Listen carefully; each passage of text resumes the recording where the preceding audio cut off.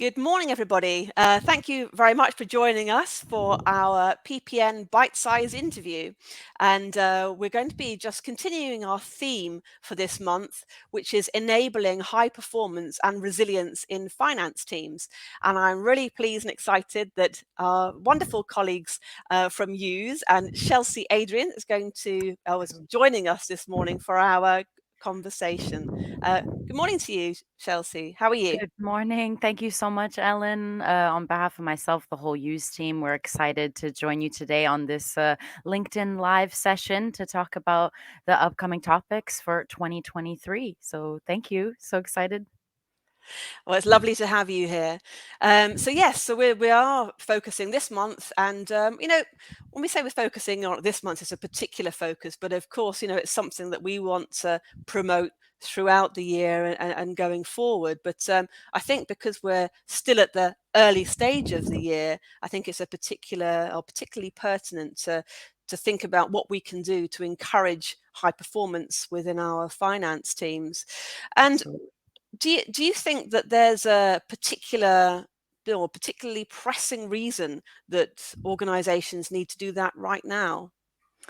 Recently, we've been talking a lot about inflation rates. I Hmm. recently did a webinar. I have an upcoming webinar on this topic as well. And so, with rising inflation rates, with potential recession on the Mm. horizon, with COVID coming back from the experiences that we've all had, businesses right now they're really looking for any ways possible to cut costs. And Hmm. the idea is to kind of just offset the increase in prices that they're paying to their different suppliers, their vendors. So overall performance efficiency, of course, that can play a really crucial role, especially when every penny, every pence, you Mm. could say, counts. And this is really driving today more and more companies to seek out different technologies to make them perform more efficiently and to really just optimize their staff's time to be more Hmm. value Hmm. added, because time is very important. Thinking about eliminating those hours of manual tasks and Hmm. technology is kind of going to give them that competitive edge, I think. And that's crucial, isn't it, right now, being able to find that competitive edge and maybe look at the processing that you have and just maybe fine tuning that as well. So what do you think that because obviously we're talking about high performance, and perhaps people listening this morning might think, well, am I already in a high performing team? How do I know? So what would you say from your experience is the difference between a high performing finance team and perhaps those that are lagging behind? From my personal experience, and maybe it's biased because I'm working with AP automation, but I would absolutely Mm. have to say automating the process. And I even had a question on a recent webinar saying, well, how do I know if I'm fully automated already or not? Yeah, And so that's the that's thing. that's Yeah. true. Hmm. Once you start automating your processes, it's kind of hard to go back and Mm. think of going back to manual paper driven processes. You can really see that clear difference in the AP department once they've started taking advantage of these different technologies to digitalize the processes. Also, having recently done another annual report that we do called the State of Automation, where Okay. we Yeah. surveyed over 1,200 financial professionals in over 8 different countries. Mm. About 10%, only 1 in 10 businesses globally, are having true end-to-end automation solutions already implemented to completely Right. remove those manual processes in their flows. And so it's we're seeing it today. A lot of businesses, they're starting to take that journey. They're becoming more aware. They're thinking about eliminating tasks, becoming Mm. more digital, take that step into the transformation. But to take it a step further, really true top performers, they're leveraging automation, for the biggest part of their financial processes. And according to another report, I have another fun fact. It was from the We like AP facts. Pulse, the AP Pulse on the mid market. It was from last year in 2022. So last year, nearly 25%, 24.2% of all invoices processed required handling due to Hmm. false or missing data. So that's just showing that nearly a quarter of the time being spent is going back, handling these inquiries to go back to fix invoices. Those time consuming, these stressful tasks, they're Mm. not really adding any kind of efficiency or value within the organization. So automation, it's really keeping current employees engaged And I know also that another really hot topic this year is employee retention Yes. and seeking that talent and retaining that talent. And so there was another 59% of managers that were surveyed that said that the most impactful way to build employee engagement is through prioritizing staff's professional growth and career goals. And so, no one wants to stay at a job where your main task is just kind of manual data entry. You want to feel like you're contributing Hmm. to the organization and to the profit of the whole company itself. So, Yeah, I think that's true, and I think that's probably only going to increase as we go forward, isn't it? But there's some interesting stats that you shared with us there, and I think that the more efficient that you can be, obviously, that saves you time, and obviously the time reflects then on the money and the profitability and the growth prospects of that company. So perhaps absolutely. to some extent it's about feeling that element of purpose as well. If you can have impact on the organization by fulfilling that purpose, I think it makes for you talk about talent retention, I think it makes for a more interesting uh, job for yourself, and also for your career prospects as well, if you've got that digitization capability within your company. And if you Exactly. haven't, like you say, perhaps you're going to lose that key member of staff. So, I mean, some of the things that you've said, I guess use can help with that to some extent. Um, can you just tell us maybe a little bit about how you can do that, and maybe what you're seeing? You talked about some of the stats there, but perhaps a little bit about what you're seeing from the implementations that you do, some of those challenges. So the main driving factors behind use, it's really this combination of technologies that we have built into the system that are Hmm. helping our clients to eliminate up to, I would say, a minimum of 80% of their entire document process to have no human intervention needed whatsoever. And so, of course, I can't explain fully how every step of the process takes place, but there's built in technologies, including artificial intelligence. We Mm, have an optical character recognition built in with artificial intelligence. So we're giving you a tool that's acting intelligently, that can understand the content of hmm. each word on each document. And so this is able to allow your team to eliminate the time that's spent not only on manual data entry but also to tracking down approvals. And one of the main topics was how can you save time in your approval process, because this is also a whole other side to it.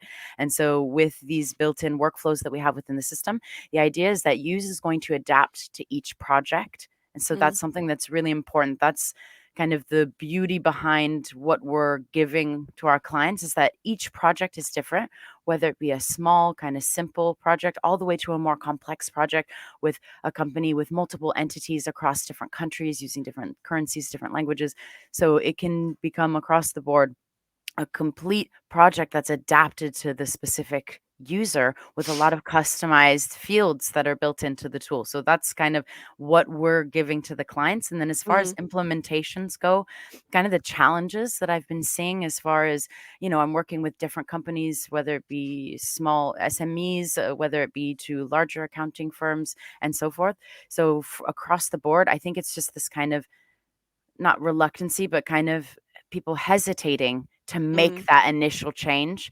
And so it's like all these different blocking factors coming into play. They have to think about, is their team ready to go through a change? Because sometimes we're just kind of in the processes that we've been using for so mm, many years and just to kind of motivate everyone. But once they've taken that leap into the process to see that after they're maybe scared of implementations or costs that are involved, they see that it's a more long-term process and benefit that's really going to help them to streamline and to organize everything into the future.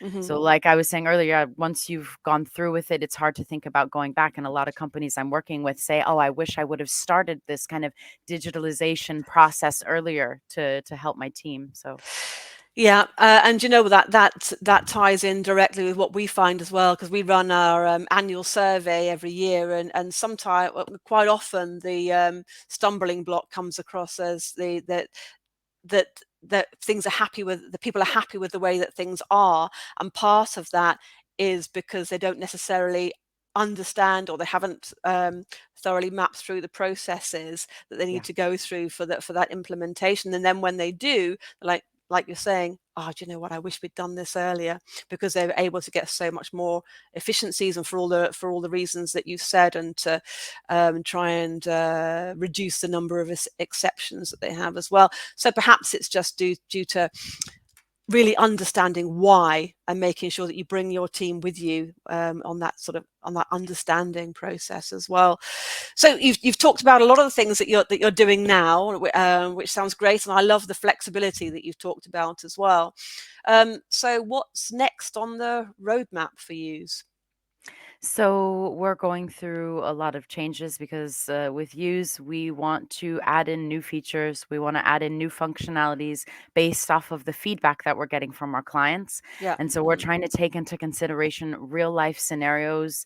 It's our specialty really to think like APT members, to think Mm, like an accountant, to think like a finance team, and to really allow our clients to have these features being added in regularly into the system every couple of months for free. mm, And we do carry out what we call these Use University sessions.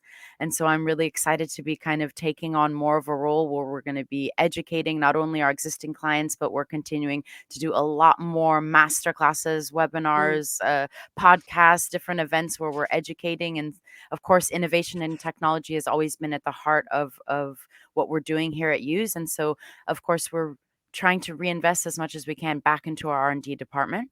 And mm, so we're reinvesting nearly a quarter of our revenues back into this every year. And so we're producing white papers. We have a lot of stuff coming out. We have a lot of new features and functionalities coming out, a lot focused around helping people with more advanced aspects, for example, as far as budgets. I don't want to mm, go too far into the teasing, but we're going to have a lot of features added in.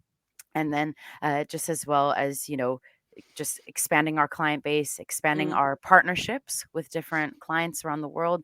I was just doing a webinar yesterday with a client in Zimbabwe, mm, just for, and even for myself to be expanding out into different regions and to really help people across the globe, no matter the industry, no matter the size, to streamline. So that's, again, our kind of focus, to focus on new features yeah. and helping people reinvesting.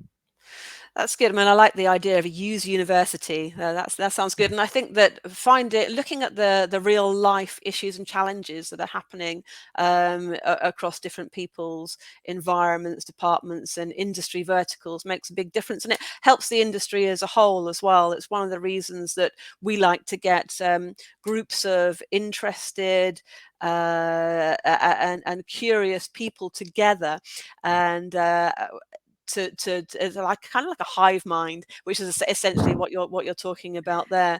Yes. And that's one of the reasons why we love building the P2P Transformation Summit, which I know that you're going to be joining us for. We're so excited to have you Yeah. there as our one of our network partners, so looking forward to that. Can you just tell us maybe a little bit about what you're excited for the event on the 6th of June?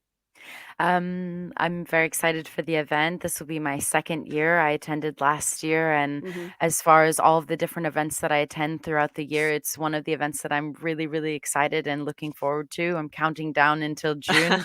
Not Great to only hear. because not only because the venue is absolutely beautiful Mm. and stunning. Also, of course, the food. It was absolutely delicious. But it's not only for these kind of like visual aspects. Of course, Mm. it's amazing to attend. A lot of wonderful energy Yeah, between all of the participants and all of the different vendors, and even for myself, getting to kind of network with the other suppliers, yeah, talking to other absolutely. AP automation solutions, Hmm. and getting to talk to individuals, whether it be businesses, accountants, whether it be whatever type of firm in any industry, Mm. and hearing about their different experiences, their different pain points in the departments, thinking of ways that I can help people. I would say the most exciting aspect for me Mm. is probably going to be joining again in the roundtable discussions. And Yeah. so I'm really excited to get to do that. It was fun getting to bounce around the table, getting to hear about different P2P situations, different Mm. teams, what they're going through today and moving into the future. So wonderful. Fantastic, thank you. Well, we can't wait to have you there. I mean, that's one of the reasons why we create the event is to have that whole group of people together with their curious minds, and it's amazing what people can share and have that experience of by putting them all together in that same venue. And we Definitely. just love hosting it, and we can't wait to have you there. And thanks Thank very you. much for joining me this morning on our PPN Bite Size interview. I hope you've enjoyed it. Absolutely. Yeah, it was very fun. And like I mentioned earlier, Ellen, I feel like we could do a podcast together. So maybe in the future we'll start that up. Sounds good to me. I love doing these things. So great to have you Wonderful. here, Thank you so and much for having meet us. you Really again appreciate soon. it. All right, Thank take you. care. Bye now. Take Have a care. good day. Bye everyone. Bye now.